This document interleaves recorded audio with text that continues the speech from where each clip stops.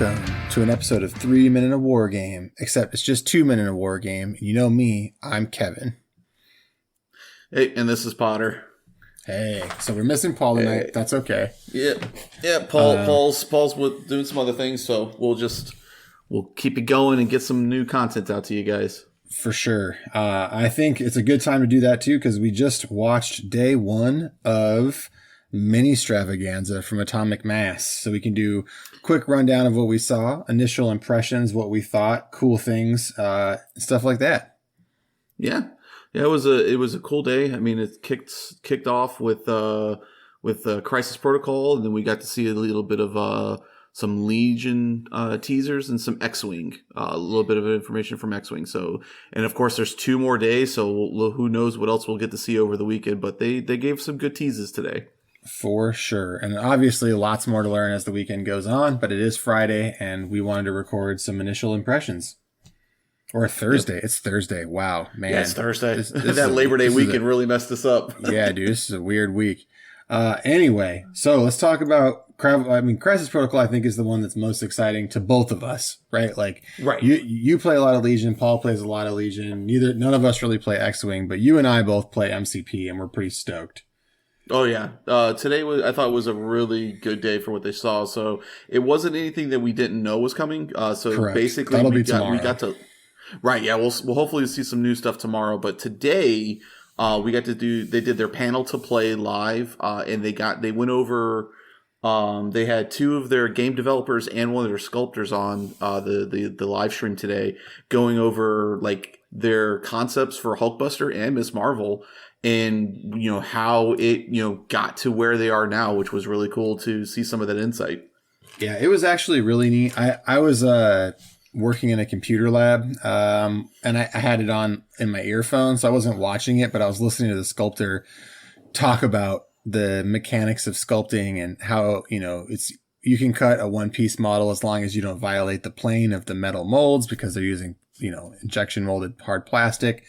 And it was really cool to hear all that insight. But more importantly, we got to see stat cards and team tactics cards for Hulkbuster and Miss Marvel, which previously were unknown quantities to us. Yeah. And so they showed Hulkbuster first. And it's interesting how they designed the card, because they basically said because he's a Hulk, quote unquote, all the Hulks are one-sided. So he is basically being counted towards that. So he is a one-sided card, but with a little bit of a tweak to it, which is really kind of cool. It's really neat. And so the way that this works for anybody who missed it is that when the Hulk, but normally when you're playing Marvel Crisis Protocol, when you have a healthy side and an injured side to your card. And when you run out of health, you become dazed and you flip over to your injured side, and you may have reduced stats. Some characters like Deadpool and Captain America actually get better on their injured side. But the cool thing about Hulkbuster is that when Hulkbuster gets injured, it just Iron Man pops out of the Hulkbuster. Right. Little Tony Stark comes out in his little armor, and the Hulkbuster's left in rubble next to him, which was a really cool concept. Yeah, I think that's super neat. I thought it was going to be 2 new models. Like, I thought it was going to be a new Iron Man model and then the Hulkbuster model. And when they showed this card, I lost my mind. Well, so I thought it was going to be kind of the way that they did it in the MCU, where it was like Iron Man and then he calls Veronica down. Rather than the Hulk. Right, but this is the other way around, right? You start right, so it's the other way, yeah. So the nice thing, too, is this is the first iteration of Tony where we're finally getting a leadership ability on Tony. So we're going to get a 3rd leadership ability coming into the Avengers affiliation for MCP. And they were talking about now that they're starting to get in these areas where they're getting multiple leadership abilities for some of these affiliations, that they want to start making the new leadership abilities start filling niche roles and feeling unique, so that way it gives you a reason to take these leaders in your teams, which I thought was a really interesting take on putting in multiple leaders. For sure. I'll come right out and say I think this is a fantastically designed card, but let's go over it a little bit, just because there's a lot of cool stuff about this card. So one of the first notable things about this card is the stat line. So if we look at the stat line, I think Hulkbuster is the first size 4 character. Outside, or Dormammu, right, is also big. But this is really the first one outside of that we've seen.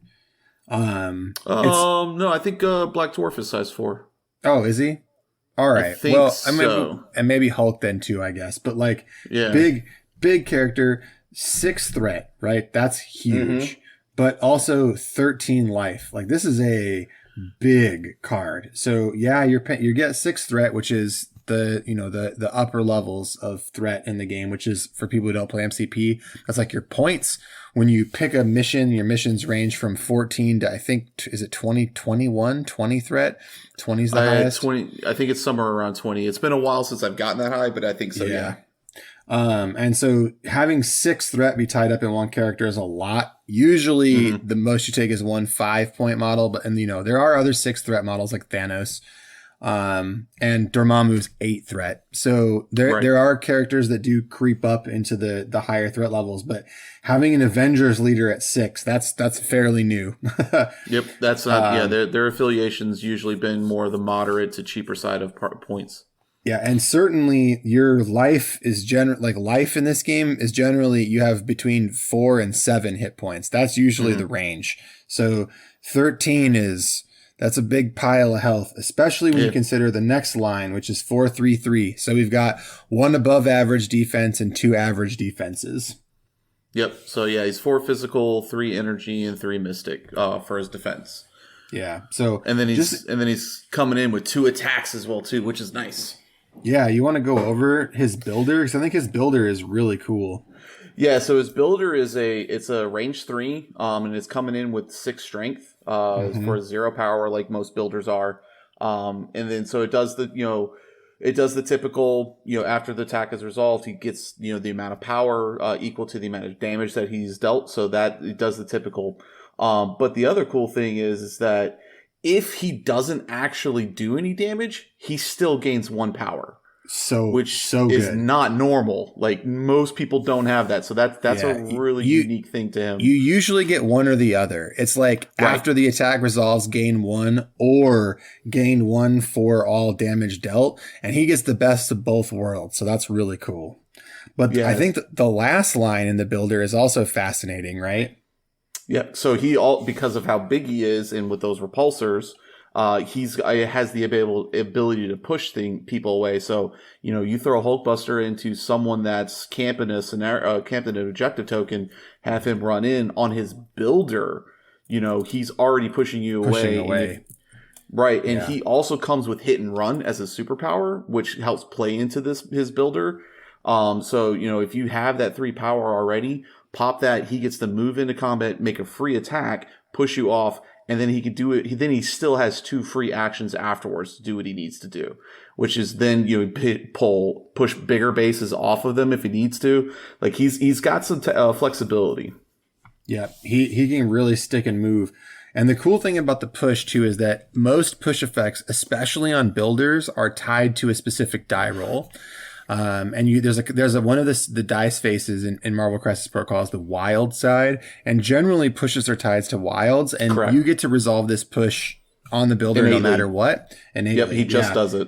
And so characters like Mysterio, who do really nasty stuff when they're in proximity to your team, are going to have a hard time dealing with a character like Hulkbuster that they can move you can move Mysterio with no variance, right? You just get to move him. So that's super cool. Yeah. So his second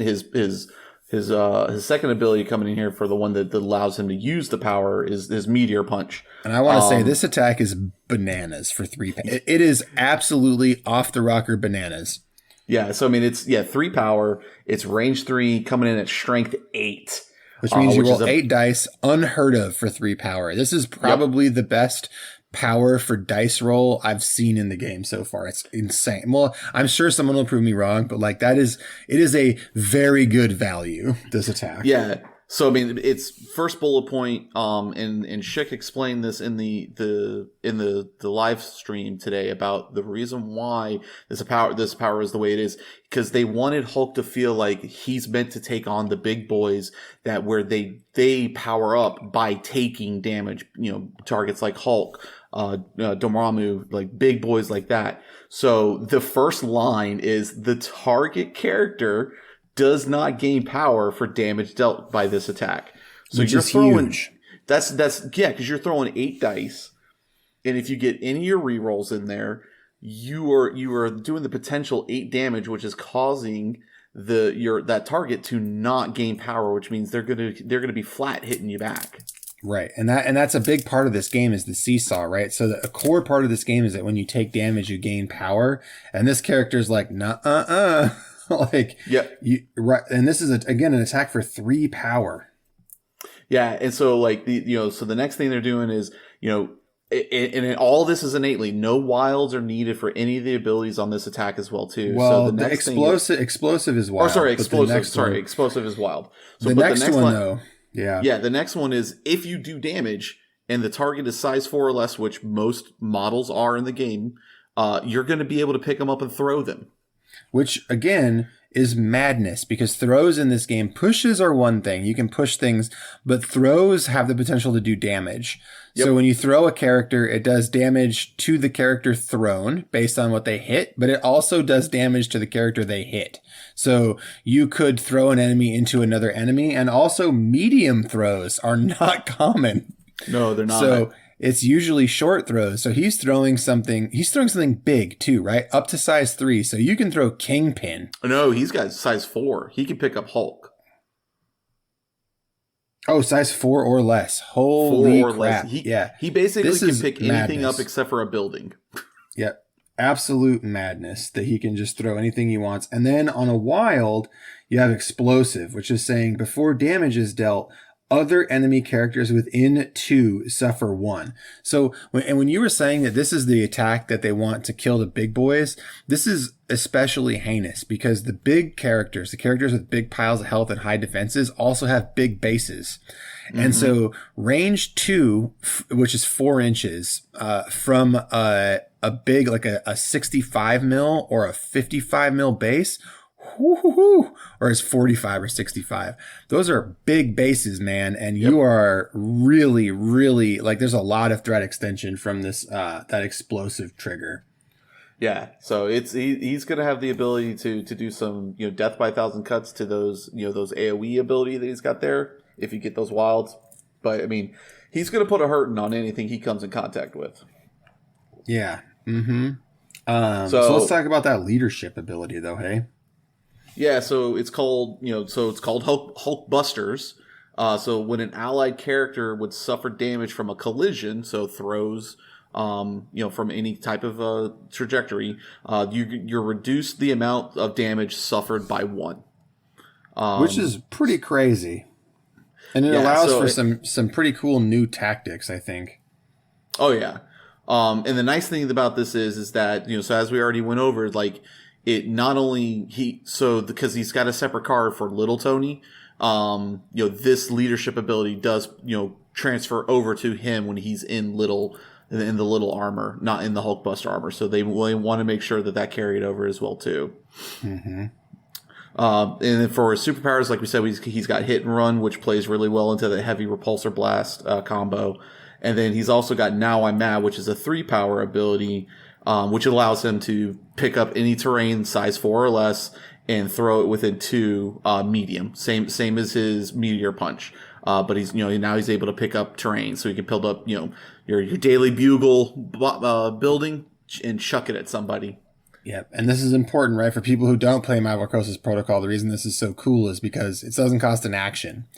It's just another. Right. In this game, you typically get 2 actions, and so you can pick up a size 4 building or object, which has a potential of doing 5 damage to something you throw it at, and throw it for 3 power. It's huge. Yep. And then he's got a 1 power ability called Built to Take It. So when the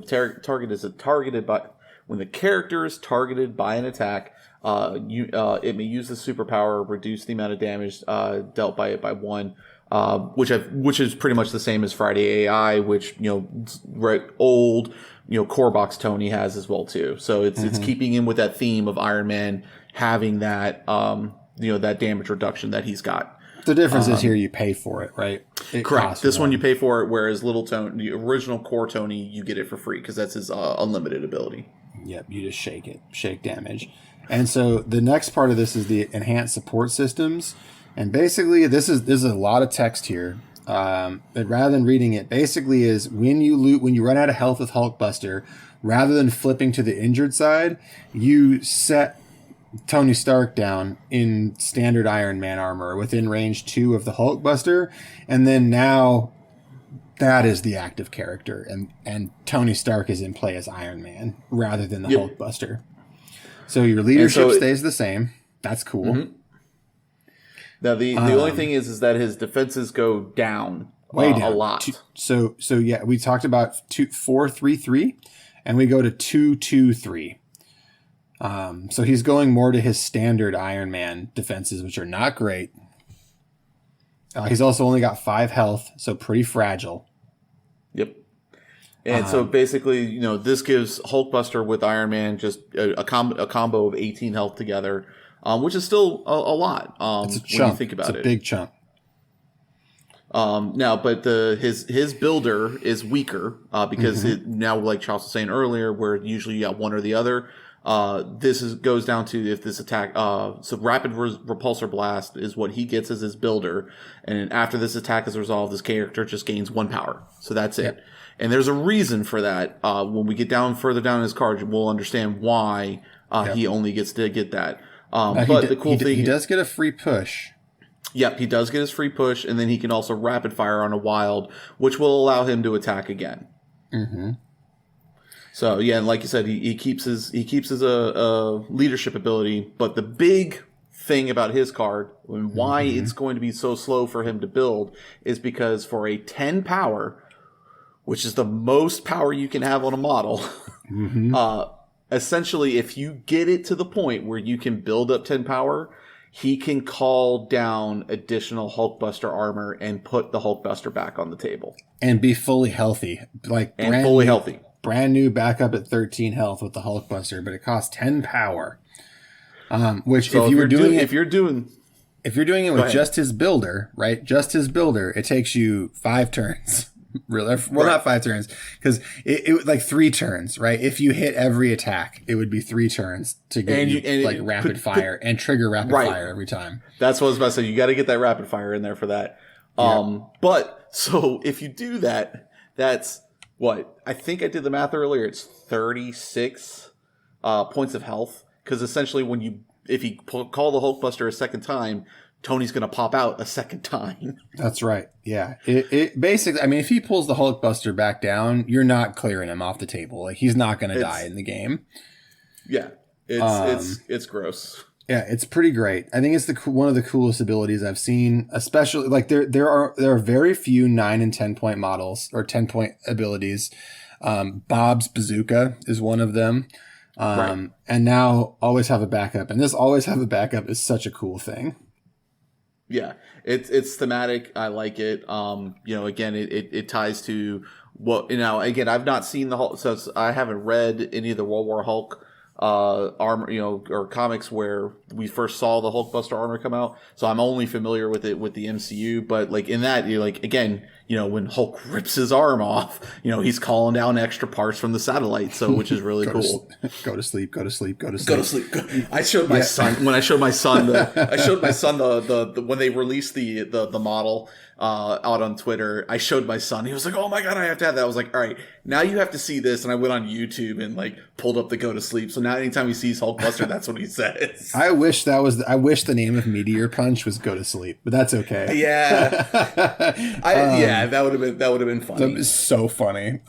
Anyway, the other cool thing about this card, and I think the thing that keeps it from being broken, is that when you have Tony Stark, when he gets KO'd in the Tony Stark mode, or the non Hulkbuster mode, you just KO. So there's no injured side. But another thing that's fascinating about that is it means that this model that you hire for 6 points always counts for contesting objectives. Right. Because his always healthy. Yeah.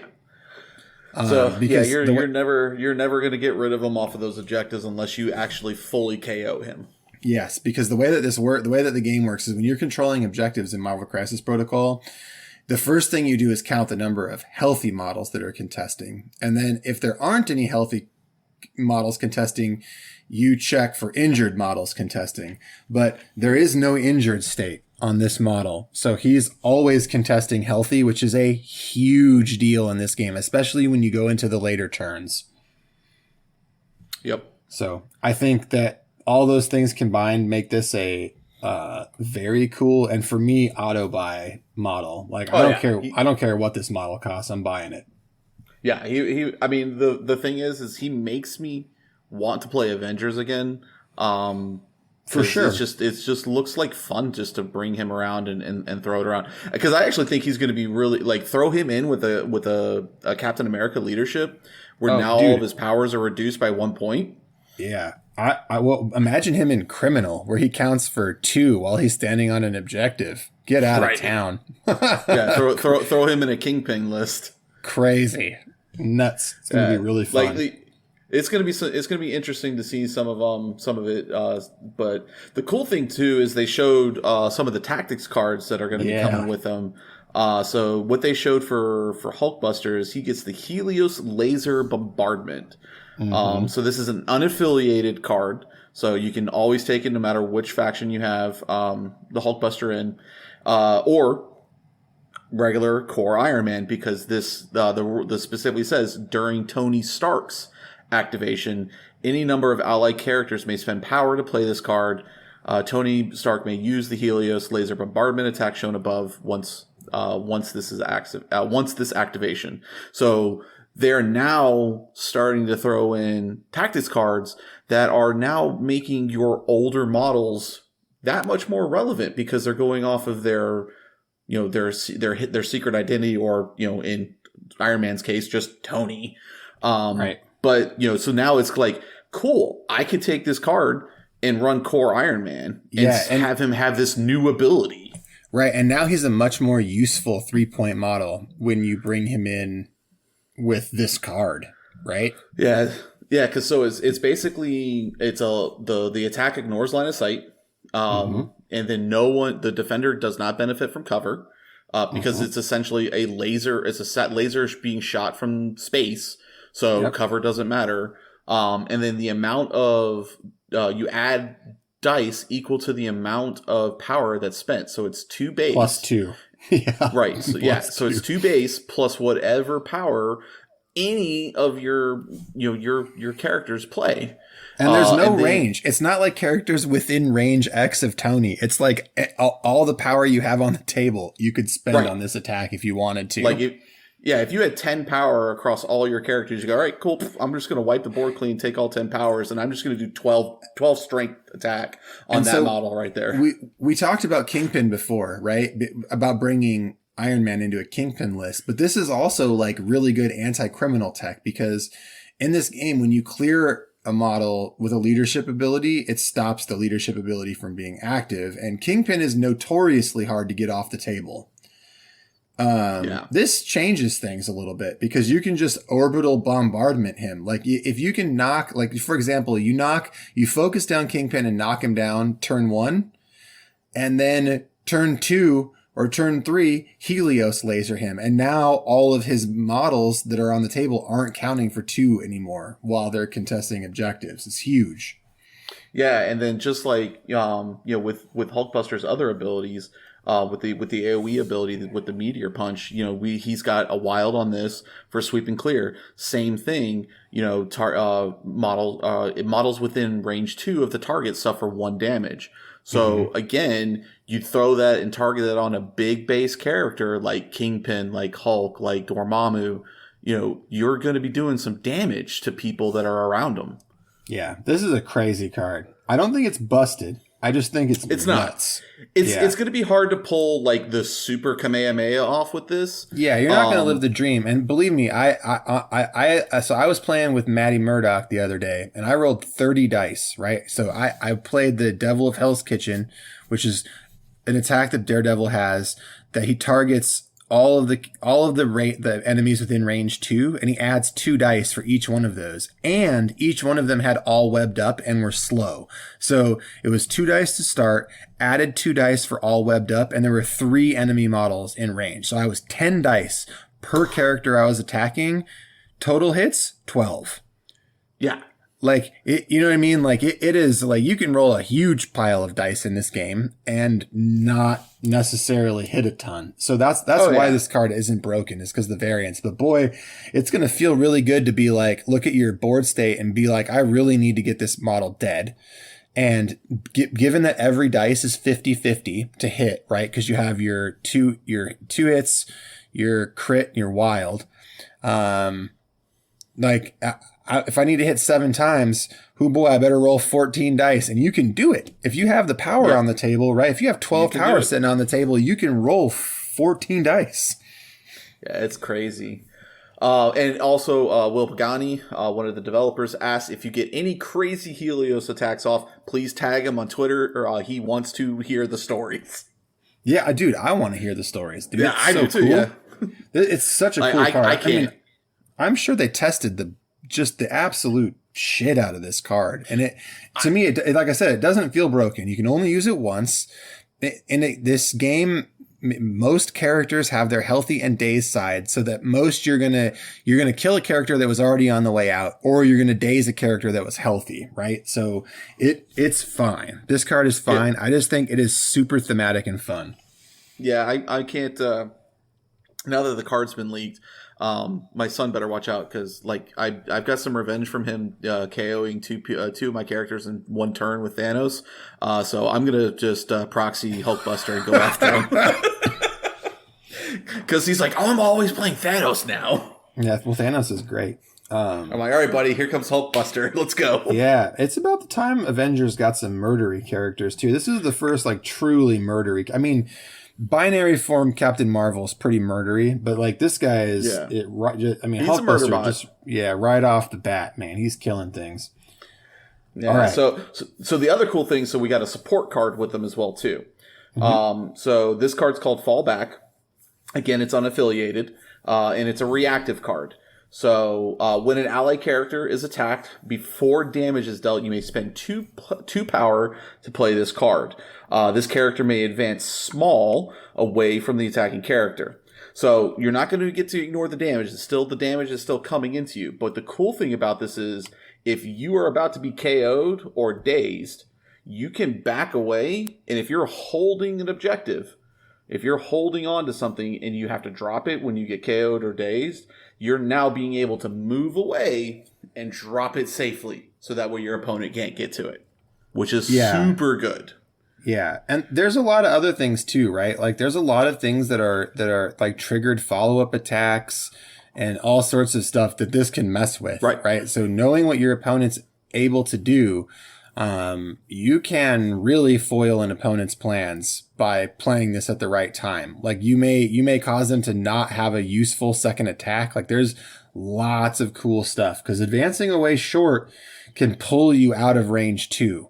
So if you're dealing with a character who only has range 2 physical attacks and you back away before they hurt you on the first attack, they're not going to get that second attack at all.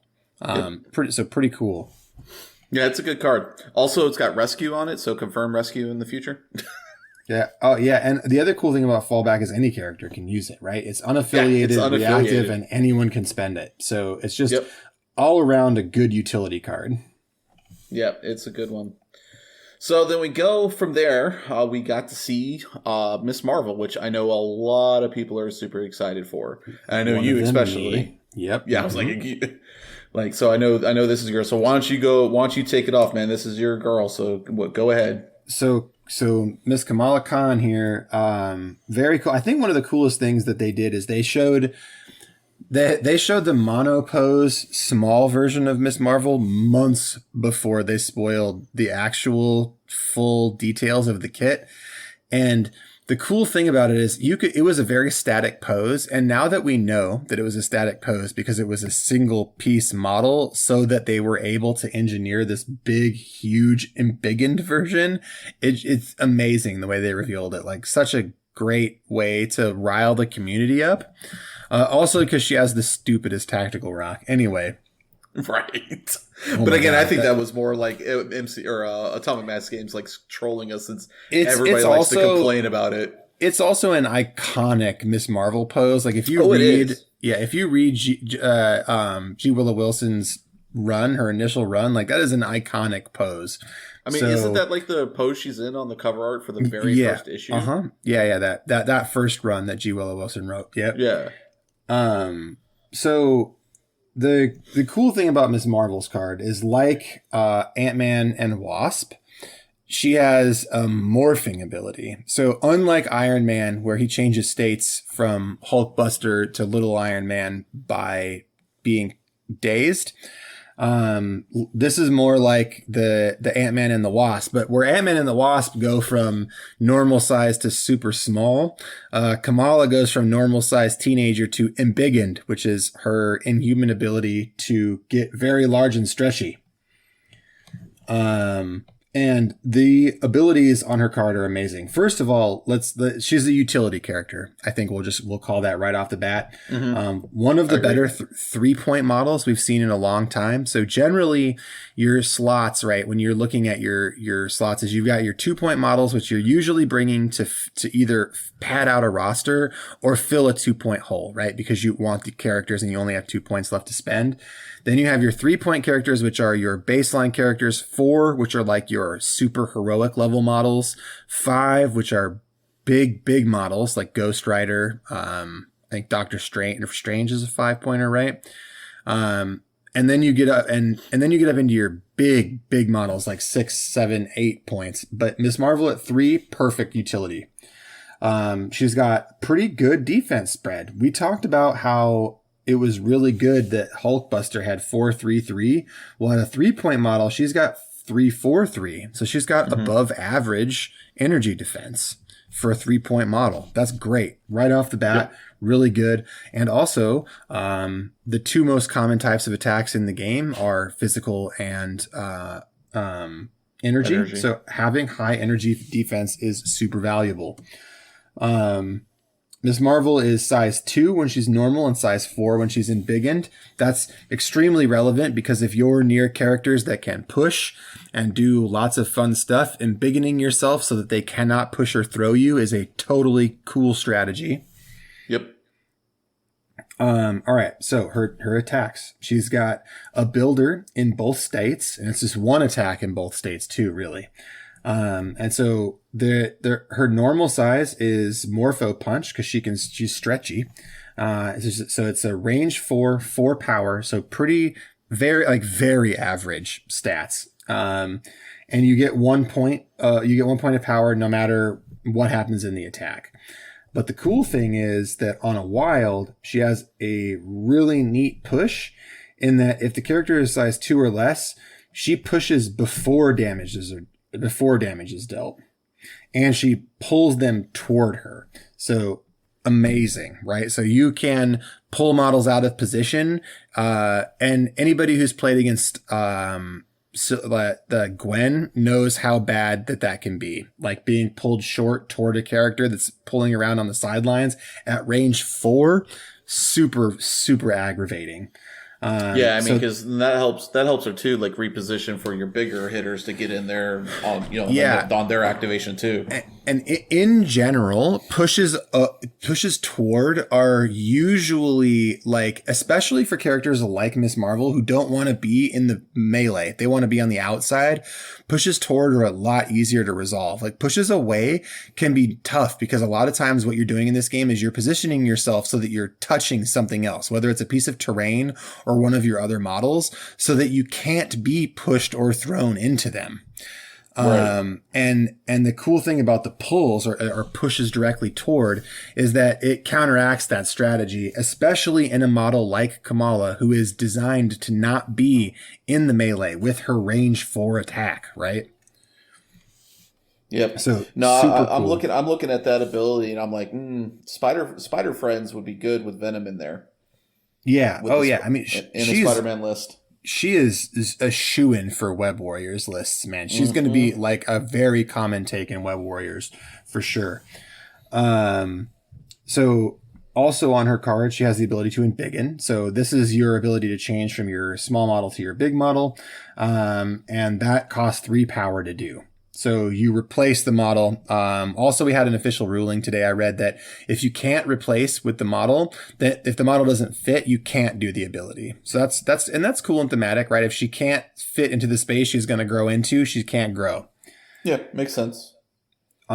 She also has a size or another 3 power ability called Take Out the Trash, which is basically an enemy character or terrain feature size 2 or less and throw it short. But she can do it within 3. So again, most models that have throws, you're throwing stuff that's within 2. But because Miss Marvel's stretchy, she can target stuff that's a little bit further out at range 3. So very, very cool, high utility. Again, doesn't cost an action. So this is just something she can do outside of her normal stuff. So another throw. So that means she has the potential, like potentially with, let's just say you had 3 power or you had 1 power. Miss Marvel could activate, punch 2 things, potentially throw both of those things, and then spend power to throw a 3rd thing. Yep. Huge, man. Very good. It's very good. And her embiggening also gives her a pseudo move too, right? So she can do a little bit of a pseudo move without actually having to spend an action to move. Now, but the thing is that she doesn't get. I don't think she gets Take Out the Trash, and she's in her embiggen size. Because that's on the normal side of the card. True. That is correct. But the thing is, though, that you still, but I mean, just in general, you have that ability to move also. Right. Yeah. All right. And then she has her Inhuman ability, which means because she's an Inhuman, she can re-roll 1 dice in attack and defense. Amazing. Normally you get one or the other. You get re-rolls on offense or defense. She gets them both sides. Super cool. So in her embiggen state, she has her attack, which is a builder called High Five. High Five is only range 3, but who cares? She's on a bigger base. It's essentially size 4, range 4. Yeah, because she's huge. And this one is a 5-point builder where she gains equal to damage dealt. Yep. On this side, she doesn't have any spender powers. Nope. Everything is her infinite powers here. Yep, but super cool because here's the thing. When making attacks, if the target character is smaller than this character, you can re-roll 2 attack dice. Amazing. Yep. And at the end of her activation, so once she's activated in Embiggen, she transforms back to her small size.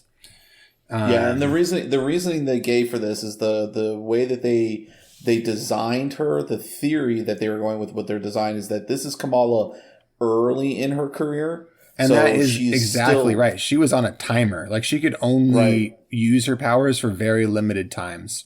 Yeah, so that's the theme they're going with her. So like she's still learning her powers, she's still learning how to control them. This is basically very early in her career as a superhero. Yep. And also she can interact, like when she's big, she counts for being controlling objectives when she's within 2, which is a very cool ability. And I think unique to Kamala. There are a couple characters that can do cool things with objectives. Not many things can reach out and touch them. So very cool that she is allowed to interact with objectives that are within 2 instead of just within 1. Yep. So all around, I think her card's really cool. Yeah. She's also immune to poison on both sides of her card. Yeah. Fuck you, Omega Red. Yeah, exactly. So in her that's her healthy side. Her injured side is exactly the same. No difference on her injured side. It's the exact same card. All stats are same. All abilities are the same. Yeah, so, and it's 5 health on both sides, so 10 health total. Correct. Yep, 10 health total. So I mean, I think she's going to be a good, solid piece. There's already been some speculation in what teams people are talking about. Like, there's Web Warriors. Web Warriors. I think is a big one. She will. They did confirm she will be part of the Avengers affiliation, so she will be a part of that. So she will count towards your 50% for if you take an Avengers leadership. But I mean, obviously, I think she's probably going to be in Humans. And they did specific and A Force as well too. They specifically said that no champions are coming yet because again, this is a early Kamala. This is not her. Also, yeah, if they did, they would probably release another Miss Marvel, and she would have a champion's leadership ability if they did it. Correct. Yeah, definitely. I could definitely see that and would want them to release that model actually, because I'm an unashamed Miss Marvel fan, like unabashed too. I love this character. This is going to be like, I haven't been as excited to purchase a model for this game probably since the early days of release. So I'm super pumped.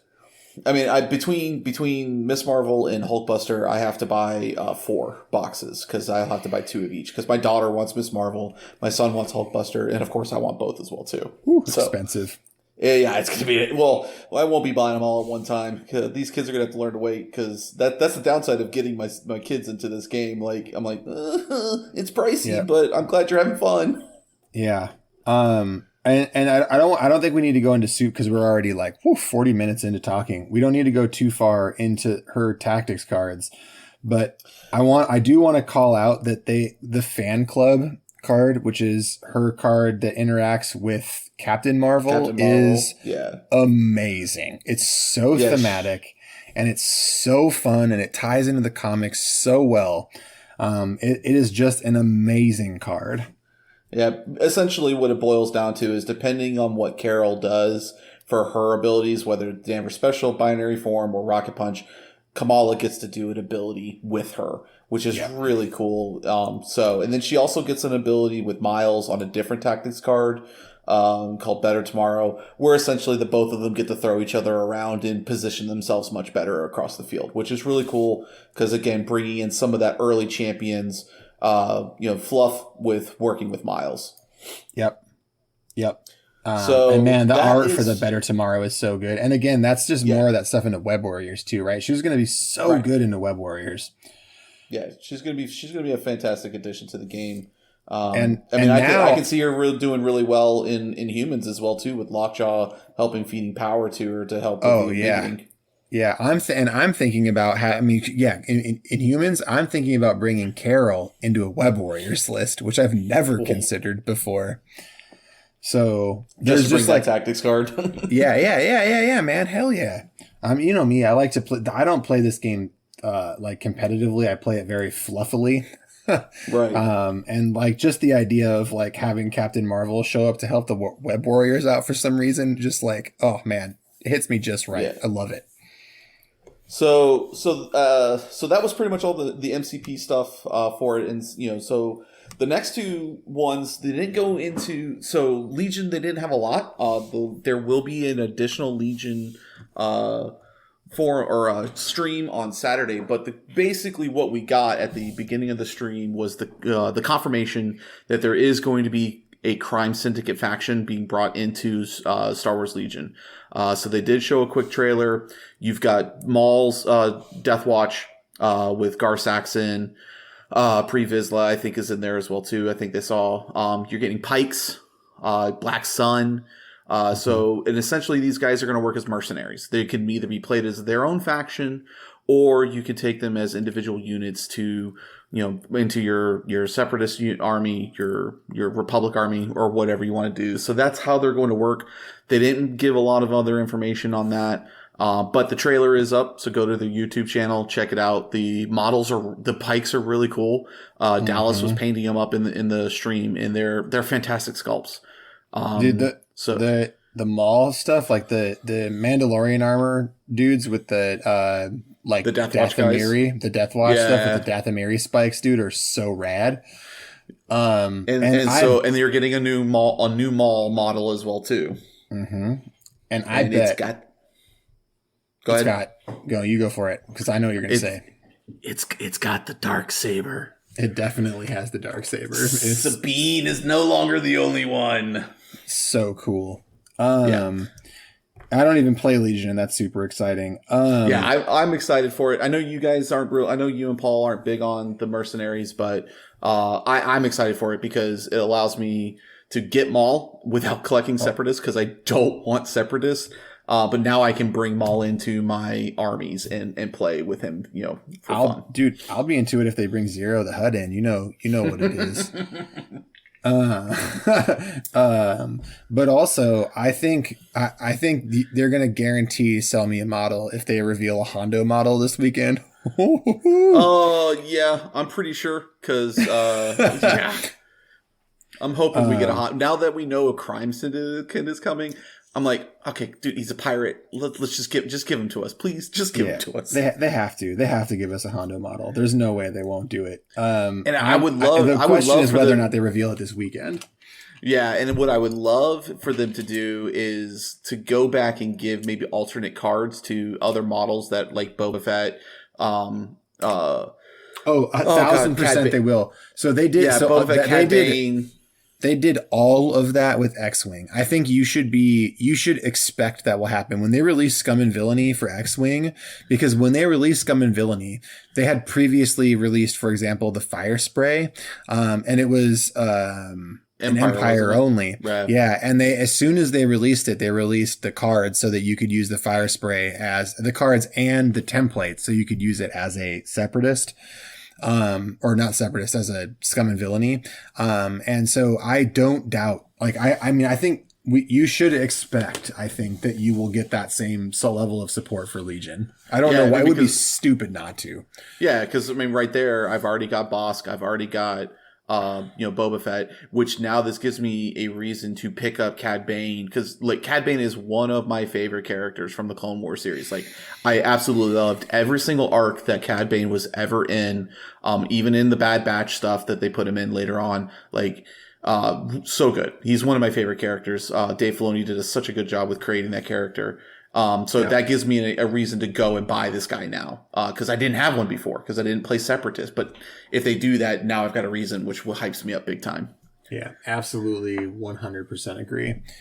So I'm super excited for that. So X-Wing, what did they show for X-Wing? So X-Wing, none of us, Paul plays, X-Wing, I've played X-Wing, and you've played X-Wing too, Chuck, but none of us are real big into it. So I did watch the stream. I think... I think don't take what I say as gospel for everything, because I don't really understand the game. But so they did say that they're moving away from the app, and they're going to more. That's actually better for me. I was just. I don't like the app. I didn't like the app. It wasn't that. It's not that I don't like. It's not that I don't like apps. I didn't like their app because I love Infinity Army. I really, really, really love the A Song of Ice and Fire War Council app. That app is, and also the Malifaux app. There are good the Malifaux apps. App's great too. Yeah, A+. I did not like the X-Wing app. I tried to use it, and I was like, "Boo, this app sucks." Yep. Yeah, I couldn't wrap my head around it. It was convoluted. Yeah, when they moved to second edition, I was apprehensive, but half the reason I didn't get into it is because I hated the app. I hated it. So that's cool. I like that they're coming back to the so knowing that it's going to go to PDF for the points, and I can maybe just buy one of those $45 boxes that comes with 3 ships and have a workable list I can play with my kids. Yep. Might be a thingy that I do. But go ahead, keep going. Sorry. Yeah, so I think the biggest things that came out of it is they're getting rid of bids. So that's going away completely. They're getting rid of the random turns. So the game is now going to be set on maximum of 12 turns. So there will be no more randomized turns where you can get 17 turns in a game. That's what that means. That's cool. Yeah. So they are going to start bringing in ban lists for competitive play, because they are seeing a lot of the current meta where it's being dominated by 2-3 ships. So they are gonna bring those in and being in a ban list. They're doing a points revision. They're going to do a points overhaul for the game. And then there will be no events or no world tournament because of the current ongoing pandemic. And there will be no events until Adepticon. They did confirm they will be at Adepticon. So there are no events until at least Adepticon. All right. That's okay. I can live with that. Yeah, so and then they showed a couple of ships. So the Razor Crest is coming in. We knew that. They announced that a little while back. But the cool thing is they're bringing in their biggest ship to date, which is the Mandalorian fighters that you see. I can't remember what the nomenclature is for those ships. But that's the one the Maul flies away at the end of Clone Wars. Is the one Bo-Katan has in the Mandalorian. Where the one Phenomenal. I can't remember. Yeah, so that ship is coming in. You're going to have Bo-Katan as a pilot for that. She's going to be Republic. For Razor Crest, the Razor Crest is going to have a cool mechanic. Apparently, it's got some beefy stats. Since I don't play really a lot of X-Wing, I didn't really understand the stats. But from what they were saying, it's beefy stats. To counter the beefy stats, if you take, you can take Grogu as an upgrade for the car or for the ship. And if you do, you get force powers with it because you got Grogu in there with you. But the thing is, to help your opponent out, they get basically a bounty card.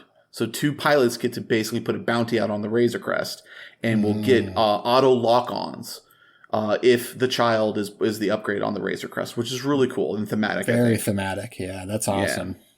And of course, Mando is a pilot for the ship as well too, and I believe he is the Scum and Villainy faction as well too. Yep, so, I'm looking at the card. He is. Yep, Scum and Villainy, Din Djarin. Yep. So they did not show a card for it, but Will Schick did confirm in a tongue-in-cheek way that Darth Maul will be one of the pilots for the Mando ships that you got, and I'm assuming Gar Saxon will be as well too because he's got his own one as well.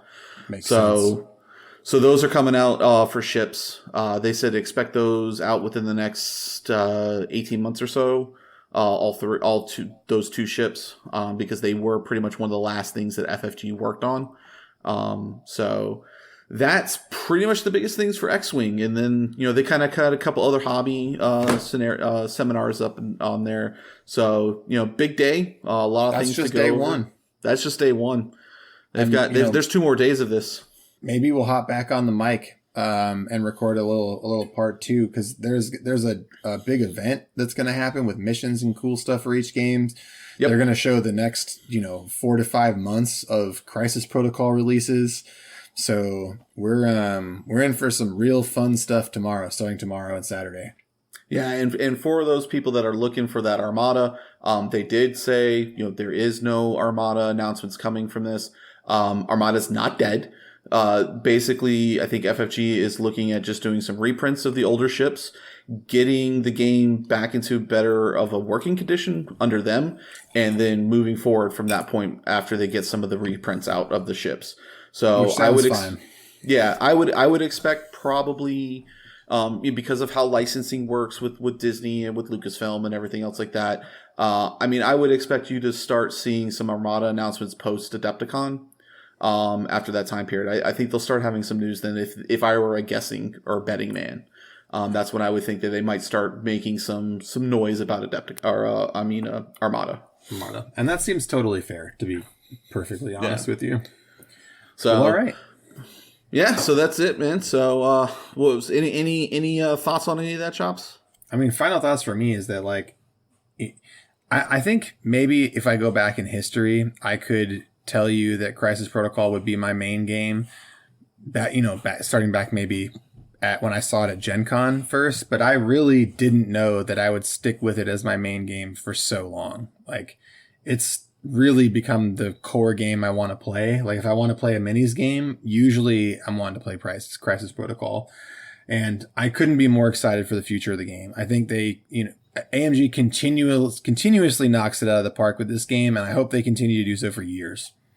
Yep, I agree with that, and I think with them absorbing some of the FFG staff and the talent that they got over there is just going to continue to make them excel. They're able to bring in that that brain trust over to MCP to help them out there and keep that game going, as well as with all the other games that they now have in their portfolio. For sure. Yep. Yeah. So, I mean, so Final Floss for me is like, yeah, I think it was an exciting start of the day, or I mean, of the weekend. So, I mean, I'm excited to see what they brought. They keep bringing, like, Hulkbuster was exceeded my expectations. Phenomenal. Ooh, excuse me. So I'm excited to see where this weekend goes and takes us. Oh my God, I can't wait. Oh, I can't wait, dude. Oh, Yeah. oh man. Anyway, I so have good. I have so many ideas, but I don't even want to say them because I just want to see what they do and just enjoy the ride. But yeah. Yep. So that's it. Thank you, patrons. Thank you, Static as a City. Make sure you catch us on social media. Most importantly, join the Discord. Our Discord community is great. It's super fun. I spend a lot of time moderating it and a lot of time chatting and talking, especially if you're interested in Flesh and Blood Infinity, Marvel Crisis Protocol, or Malifaux. Oh man, daily conversations. So please check out the Discord. And with that,